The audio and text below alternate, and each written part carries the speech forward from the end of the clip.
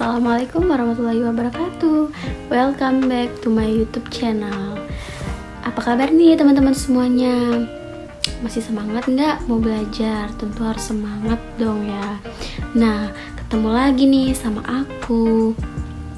Nah, kemarin kan kita udah bahas mengenai 11 bab nih mata kuliah pengelolaan pendidikan dengan dosen pengampu Bapak Dr. Muhammad Kristiawan. Nah, di video kali ini kita akan membahas mengenai bab 12, yaitu kepemimpinan sekolah yang efektif. Nah, apa saja sih yang akan kita bahas? Yuk ikutin terus videonya dan jangan di skip ya. Baik teman-teman, materi kali ini yaitu tentang kepemimpinan sekolah efektif. Nah, sebelumnya di sini Zara menampilkan biodata. Nah, perlu teman-teman ketahui nih, nama panjang aku itu Zara Maharani, NPM aku A1G022041, aku dari kelas 1A, dan ini mata kuliah pengelolaan pendidikan. Nah, baik, setelah ini langsung saja kita langsung masuk ke materi, oke? Langsung saja ke pembahasan yang pertama nih. Sebelum kita membahas lebih lanjut, kita harus mengetahui dulu apa sih yang dimaksud dengan kepemimpinan itu. Nah, kepemimpinan adalah kemampuan atau usaha seseorang untuk bisa menggerakkan seorang atau tim maupun kelompok agar mau bekerja sama melaksanakan tugas yang telah diberikan kepadanya dan mampu mendorong orang tua atau karyawan untuk berbuat hal yang positif dan meminimalisir perilaku negatif serta mampu mengembangkan dan memanfaatkan potensi atau sumber daya yang ada di dalam sebuah organisasi untuk mencapai tujuan secara efektif dan efisien. Nah, perlu teman-teman ketahui bahwa di dalam sebuah kepemimpinan itu memiliki unsur-unsur loh. Apa saja sih unsur-unsurnya? Yuk kita bahas. Nah, untuk unsur-unsurnya itu ada 4. Yang pertama ada pemimpin yang pasti, yang kedua ada yang dipimpin, dan yang ketiga adanya proses mempengaruhi, dan yang terakhir adanya tujuan yang ingin dicapai, seperti yang sudah dijelaskan di dalam sebuah pengertian tadi. Baik, kan kita udah membahas nih tadi pengertian kepemimpinan dan juga unsur-unsurnya. Sekarang, apa sih faktor yang mempengaruhi perilaku kepemimpinan itu? Nah, faktornya itu ada 6. Yang pertama, faktor internal. Faktor internal itu sendiri merupakan faktor yang berasal dari dalam diri pemimpin itu sendiri. Nah, yang kedua itu ada faktor dari kelompok. Faktor ini merupakan kematangan, kekompakan, latar belakang pendidikan, pengalaman, dan juga latar belakang dari sosial budaya.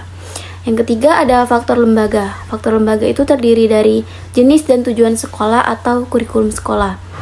Yang keempat ada faktor legal. Faktor legal ini termasuklah peraturan-peraturan formal dari instansi struktur di atasnya dan akan mempengaruhi perilakunya. Misalnya peraturan perundang-undangan, undang-undang, dan kebijakan lainnya. Nah, faktor yang kelima yaitu faktor lingkungan sosial. Faktor ini merupakan keadaan masyarakat sekitarnya, misalnya ekonomi, pandangan masyarakat, pendidikan masyarakat, dan lain sebagainya. Nah, sedangkan faktor yang terakhir yaitu faktor perubahan. Faktor perubahan ini merupakan teori dan bidang pembaharuan atau bidang pendidikan seperti perubahan kurikulum atau kemajuan iptek. Nah, teman-teman, pasti teman-teman belum tahu nih kalau di dalam sebuah kepemimpinan itu memiliki teori-teorinya loh. Apa saja sih teori-teorinya itu? Yuk kita bahas. Teorinya itu ada 5 teori. Yang pertama ada teori orang terkemuka, yang kedua ada teori lingkungan, yang ketiga ada teori pribadi dan situasi, yang keempat ada teori interaksi dan harapan, dan yang terakhir ada teori humanistik. Nah, gimana nih sampai sini teman-teman? Masih semangat kan belajarnya? Kita lanjut ya. Nah, selanjutnya adalah apa saja sih syarat dan prinsip kepemimpinan pendidikan itu? Nah, syarat dan prinsipnya itu ada 4. Yang pertama, seorang pemimpin harus memiliki kepribadian yang terpuji, antara lain yaitu periang, ramah, bersemangat, pemberani, murah hati, spontan, percaya diri, dan memiliki kepekaan sosial yang tinggi. Yang kedua, paham dan menguasai tujuan yang hendak dicapai dan mampu mengomunikasikan kepada bawahan dan stakeholder. Yang ketiga, memiliki wawasan yang luas di bidang tugasnya dan bidang-bidang lainnya yang relevan. Dan yang terakhir, berpegang pada prinsip-prinsip umur kependidikan. Nah, syarat yang terakhir yaitu berpegang pada prinsip-prinsip umum kependidikan konstruktif, kooperatif, kreatif, partisipasif, pendelegasian yang baik atau proporsional, dan memahami dan menerapkan prinsip kepemimpinan Pancasila yang dikembangkan oleh Ki Hajar Dewantara. Nah, selanjutnya di dalam kepemimpinan itu memiliki aspek personalitas. Aspek personalitas apa sih yang penting dimiliki seorang pemimpin dalam kepemimpinan pendidikan itu? Nah, aspek personalitasnya itu ada 3 aspek. Yang pertama, memiliki kemampuan yang lebih tinggi daripada orang-orang yang dipimpinnya dalam bidang pendidikan. Yang kedua, memiliki keinginan yang terus-menerus untuk belajar, menyesuaikan kemampuan dengan perkembangan dan tujuan organisasi yang dipimpinnya. Dan yang terakhir, kemampuan personalitas kepemimpinan pendidikan. Nah, tentu itu yang paling utama tuh. Dan dari 3 itu sangat penting dimiliki oleh seorang kepemimpinan. Nah, selanjutnya, apa sih fungsi dari sebuah kepemimpinan itu? Apakah teman-teman sudah mengetahui? Kalau belum, yuk kita bahas. Yang pertama adalah fungsi instruksi. Fungsi instruksi ini bersifat komunikasi satu arah. Pemimpin sebagai komunikator merupakan pihak yang menentukan apa, bagaimana, bila mana, dan di mana pemerintah itu dikerjakan agar keputusan dapat dilakukan secara efektif. Yang kedua ada fungsi konsultasi. Fungsi ini bersifat komunikasi 2 arah. Konsultasi itu dimaksudkan untuk memperoleh masukan berupa umpan balik atau feedback untuk memperbaiki dan menyempurnakan keputusan yang ditetapkan dan dilaksanakan. Nah, yang ketiga itu ada fungsi partisipasi. Dalam fungsi ini pemimpin berusaha mengaktifkan orang-orang yang dipimpinnya. Partisipasi tidak berarti bebas melakukan semaunya, tetapi dilakukan secara terkendali dan terarah berupa kerjasama dengan tidak mencampuri dan mengambil tugas pokok orang lain. Selanjutnya, yang keempat yaitu fungsi delegasi.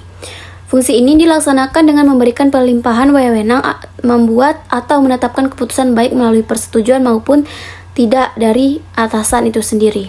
Dan yang terakhir adalah fungsi pengendalian. Fungsi ini dimaksudkan bahwa kepemimpinan efektif mampu mengatur aktivitas anggotanya secara terarah dan dalam kondisi yang efektif sehingga memungkinkan tercapainya tujuan bersama secara maksimal. Nah, udah nih membahas tentang fungsi-fungsi yang ada di dalam sebuah kepemimpinan. Selanjutnya adalah elemen apa saja sih yang bisa mengantarkan sebuah kepemimpinan yang efektif itu? Nah, elemennya itu ada 6. Yang pertama ada inisiatif atau sama dengan kata inisiatif.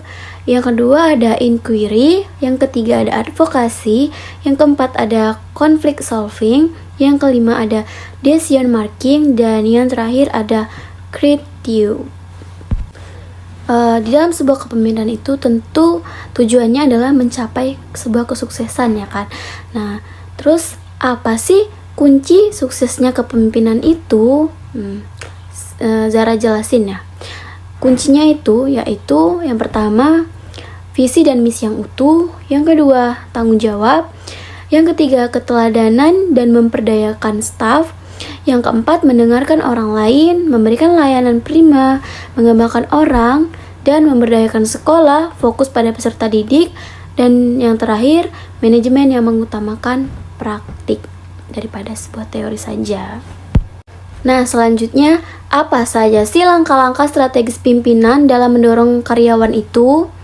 Nah, langkah-langkahnya yaitu perlihatkan yang positif dan jangan mengatakan bodoh pada bawahan atau mengatakan kritik yang pedas.